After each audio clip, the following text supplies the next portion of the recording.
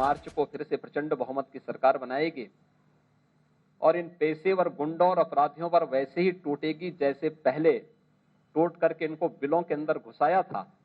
इन्हें फिर से बिलों के अंदर घुसाने का कार्य सरकार करेगी।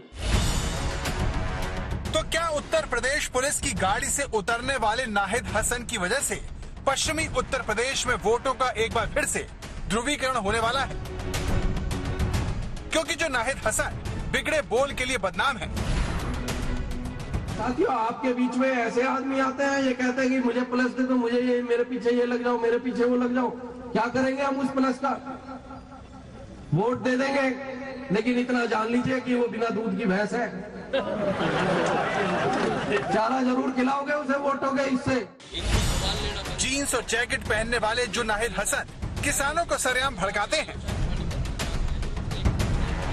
किसान उन गद्दारों को भी याद रखना, चाहे वो कोई नेता है भारतीय जनता पार्टी का या कोई वो अधिकारी है जिसने आपकी तरफ इस किसान की तरफ आंख उठाने का काम कराओ। साथियों, आने वाले टाइम में जब भी आपको मौका मिलेगा उसको अंदर नाबूद कर देना जाए।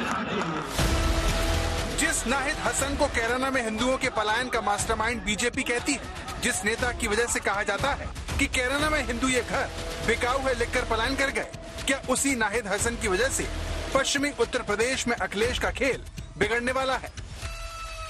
समाजवादी पार्टी गठबंधन की जो सूची आई है उस सूची को भी सबने देखा है। कैराना में हिंदू व्यापारियों के पलायन के लिए जिम्मेदार लोगों को टिकट देना, मुजफ्फरनगर के दंगाइयों को टिकट देना, बुलंदशहर और अन्य लोनी में हिस्ट्री सीटर को, पेशेवर हिस्ट्री सीटर को और अपराधियों को टिकट देना, इस समाजवादी पार्टी और गठबंधन के चरित्र को उजागर कर देता है।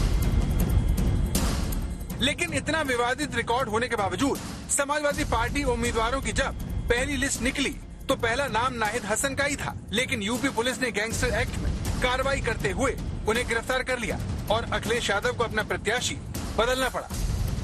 लेकिन बीजेपी नेता और वकील अश्विनी उपाध्याय सुप्रीम कोर्ट चले गए और दावा किया कि सुप्रीम कोर्ट के आदेशों के अनुसार नाहिद हुसैन के क्रिमिनल रिकॉर्ड को समाजवादी पार्टी ने सामने नहीं रखा। नाहिद हसन को लेकर के एक बार फिर से समाजवादी पार्टी और बीजेपी के बीच में रशाकसी जारी है। सुप्रीम कोर्ट में याचिका दाखिल हुई तो वहीं समाजवादी पार्टी ने अपना प्रत्याशी पहले ही बदल दिया। लेकिन कैराना का मुद्दा और उसके साथ में नाहिद हसन को लेकर के बीजेपी समाजवादी पार्टी को घेरती नजर आती है। साफ है कि कैराना एक बार फिर से 2022 के चुनाव का बड़ा मुद्दा बन गया। तो सवाल सीधा है, आखिर नाहिद हसन कौन है जिसे समाजवादी पार्टी ने अपने उम्मीदवारों की लिस्ट में सबसे ऊपर रखा? मैं योगी की तरह फर्जी मुकदमे में रोने वाला नहीं हूँ। विधायक जी जनता को क्या संदेश देना चाहते हैं कि जीत होगी? योगी की तरह रोने वाला नहीं हूँ। मैं योगी की तरह फर्जी मुकदमे में रोने वाला नहीं हूँ। विधायक जी जनता को क्या संदेश देना चाहते हैं कि जीत होगी? योगी की तरह रोने वाला नहीं हूँ। नाहिद हसन को जानने के लिए आपको उनके उन बयानों को सुनना होगा जिसकी वजह से वो इतने विवादित हैं। कैराना से समाजवादी पार्टी के विधायक नाहिद हसन की छवि एक कट्टर नेता की है जो कब मर्यादा की लक्ष्मण रेखा लांघ जाए उसे भी पता नहीं होता है। के जितने भी गांव के हैं जो यहाँ कैराना में सामान लेते हैं, ये मेरी हाथ जोड़कर आपसे अपील है, भाजपा के जितने भी लोग जो यहाँ बाजार में हैं इनसे सामान लेना बंद कर दो। 10 दिन 1 महीना चाहे झिंझाने से जाके ले लो, चाहे पानीपत से जाकर ले लो, लेकिन अपने इन भाइयों के लिए जो उजाड़ दिए इनके लिए जो है और हमारे लिए, सबके लिए, हम सबकी बेहतराई इसी में ही है। थोड़े दिन का कष्ट उठा लो। ये वीडियो उस वक्त का है जब नाहिद हसन मुस्लिमों से समाज के एक वर्ग का बाइकआउट करने की अपील कर रहे थे। नाहिद से जुड़े ऐसे सैकड़ों विवाद हैं जिनकी जड़ में उनके भड़काऊ बोल है, जिसकी झलक किसान आंदोलन के वक्त भी देखने को मिली। किसान तुझे प्रधानमंत्री बना सकता है, या कोई किसान तुझे सत्य में भी गाड़ सकता है। और आज खुला लंगर है और खुला बिल्कुल है, तूने शेर के मुंह में हाथ दे दिया है।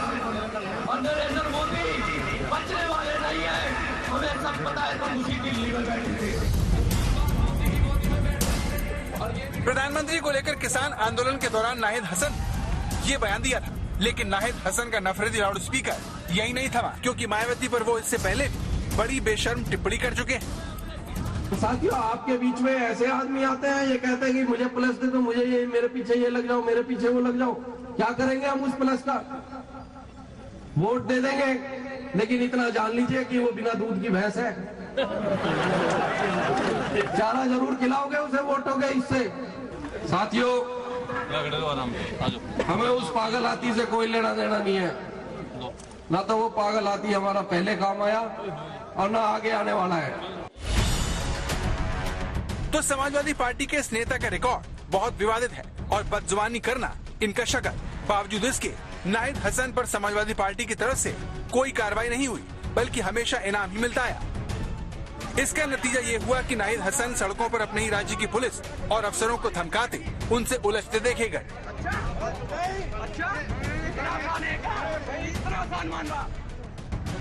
नाहिद हसन के तेवर देखकर आपको लगेगा ही नहीं कि राज्य में उनकी पार्टी की सरकार नहीं है, लेकिन केरला का इस समाजवादी पार्टी का विधायक अपनी इस तरह की हरकत से कई बार मुश्किल में पड़ चुका है। 11 महीने पहले के गैंगस्टर एक्ट के तहत मामला दर्ज हुआ और गिरफ्तारी के बाद नाहिद हसन का टिकट काटना पड़ा। तो अगर उनको गिरफ्तार कर लिया है तो उनके परिवार में जिनके ऊपर एक भी मुकदमा नहीं होगा उनको टिकट देंगे। समाजवादी पार्टी ने नाहिद की जगह भले ही उनकी बहन को टिकट दे दिया हो, लेकिन सवाल ये है कि नाहिद हसन को टिकट देकर क्या अखिलेश ने कैराना के जिन्न को दोबारा जिंदा तो नहीं कर दिया। अभिषेक मिश्रा, लखनऊ, आज तक।